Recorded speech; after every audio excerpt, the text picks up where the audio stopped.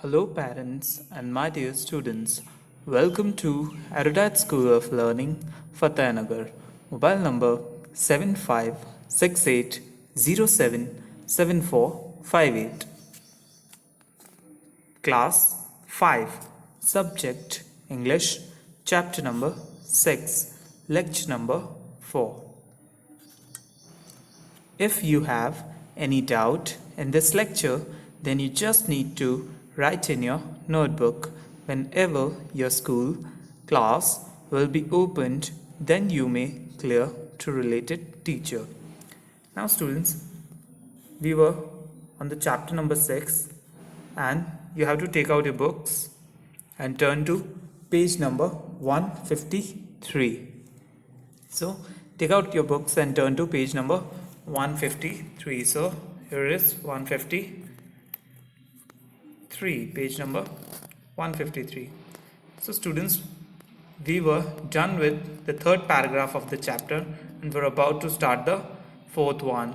So let us start the chapter.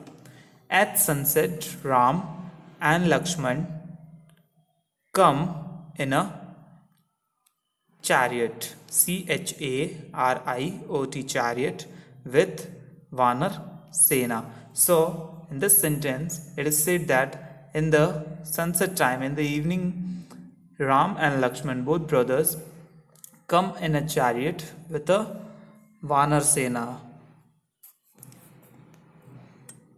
At sunset, संध्या होते ही Ram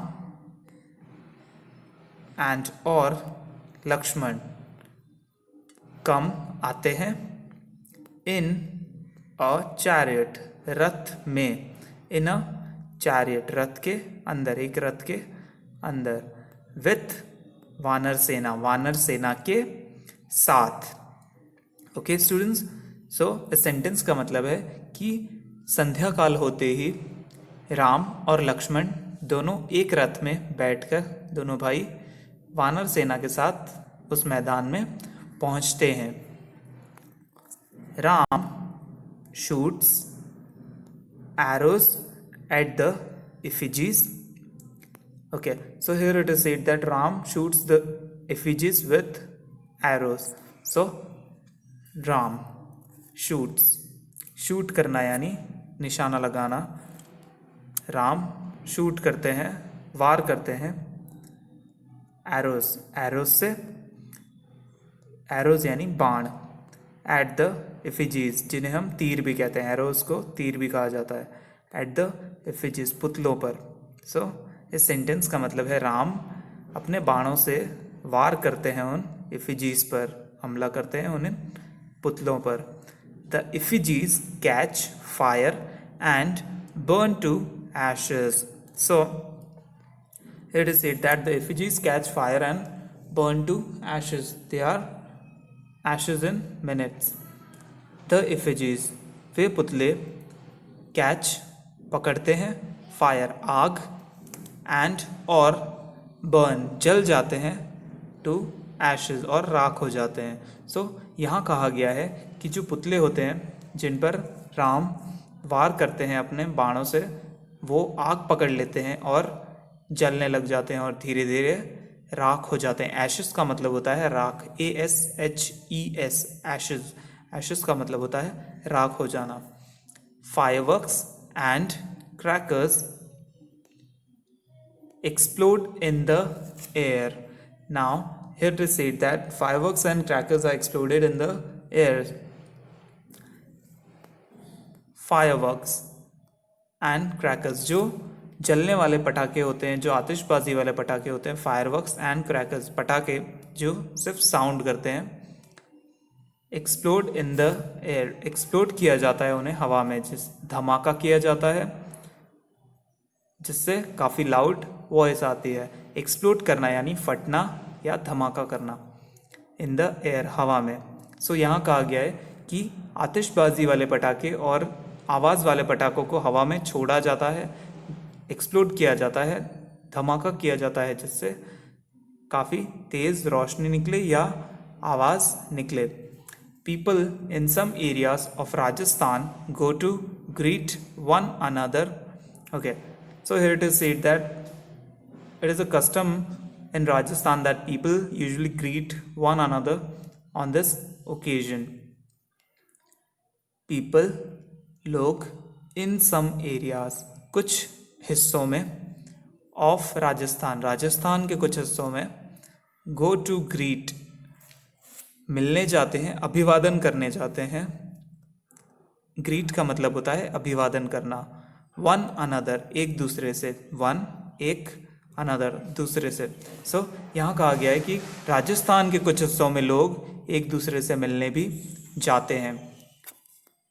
Dussehra is a symbol of victory of good over evil. So here it is said that this festival is a symbol of victory over of good over evil. Dussehra जो ये पर्व है is a symbol, एक प्रतीक है, of victory, जीत का, of good, अच्छाई का, over evil, बुराई पर. सो यहाँ कहा गया है कि जो दशहरा है वो एक प्रतीक है कि हमेशा अच्छाई की जीत होती है बुराई पर. Victory of good over evil. So students, we are done with the chapter part. So what was in the chapter is Dashera comes on 10th day of Ashwin month शुक्ल पक्ष. दशहरा इंडिया में एक बहुत ऑस्पिशियस फेस्टिवल है, शुभ festival है, शुभ पर्व है, जो कि अश्विन महीने के 10वें दिन पर आता है शुक्ल पक्ष में. Now second thing is why is Dussehra celebrated? Dussehra को सेलिब्रेट क्यों किया जाता है? Because Ravan, the king of Lanka, kidnapped Sita, the Ram's wife, and took her to Lanka. Ram की जो पत्नी थी सीता, उन्हें रावण जो कि लंका का राजा था वो किडनैप कर लेता है, अपहरण कर लेता है और उनके साथ उन्हें लंका ले जाता है. So Ram and Ravan had a fierce battle for this reason. और उन दोनों के बीच में इसी कारण से एक बहुत घमासान युद्ध होता है जिसमें राम रावण को हरा देते हैं. राम डिफीट्स रावण, रावण को हरा देते हैं. और the third point that we read was What is Ramlila? Ramlila क्या है? Ramlila is the story of Ram's life from starting to end. Ramlila Ram की कहानी है कि कैसे उनका जन्म होता है, कैसे विवाह होता है, कैसे वे वनवास को जाते हैं, कैसे वे ताड़का का वध करते हैं. वे सारी चीज़ें उनकी ज़िंदगी की दर्शाई जाती हैं रामलीला में. Then how it is celebrated, कैसे सेलिब्रेट किया जाता है वो बताया गया है इस चैप्टर में. That on the 10th day, that is Dussehra, दशहरे के दिन पर ग्राउंड में बहुत सारे बड़े पुतले खड़े किए जाते हैं रावण, मेघनाथ और कुंभकर्ण के. So it is said that on the 10th day many effigies of Ravan, his son Meghnad and Kumbhakarna are erected on the ground. लोग दशहरा देखने के लिए जाते हैं जिसमें रावण दहन होता है और आतिशबाजियाँ भी होती है. So people go there, assemble there to see Ravan Dahan and fireworks. Usually fairs are organized on this events. इस अवसर पर मेले भी लगाए जाते हैं. and children enjoy very much. बच्चे भी काफ़ी enjoy करते हैं.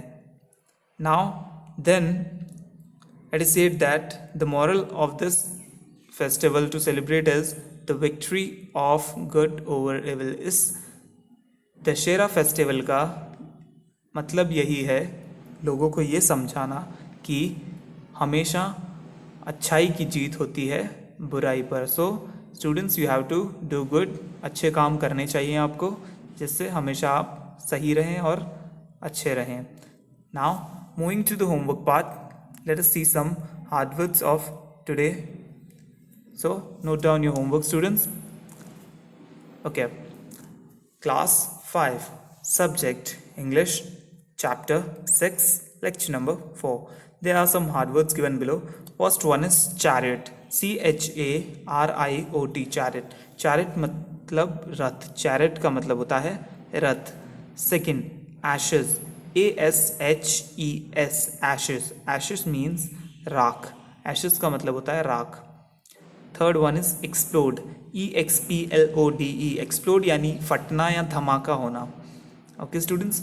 Fourth one is symbol, SYMBOL, symbol. Symbol का मतलब होता है प्रतीक, किसी भी चीज़ का प्रतीक. So students, you have to learn and write these hard words in your notebook in neat and clean handwriting. Students, आपको ये हार्ड वर्ड्स लर्न करने हैं और लिखने हैं अपनी नोटबुक में अच्छी और सुंदर हैंड राइटिंग में. Note: send your daily homework before 9 o'clock every day in good handwriting on this WhatsApp number 7568077458. Note: daily 9 बजे से पहले आपको अपना होमवर्क रफ नोटबुक में करके गुड हैंडराइटिंग में स्कूल के व्हाट्सएप नंबर पर 7568077458 पर सेंड करना है. Okay, I hope you like the video. Thank you for watching.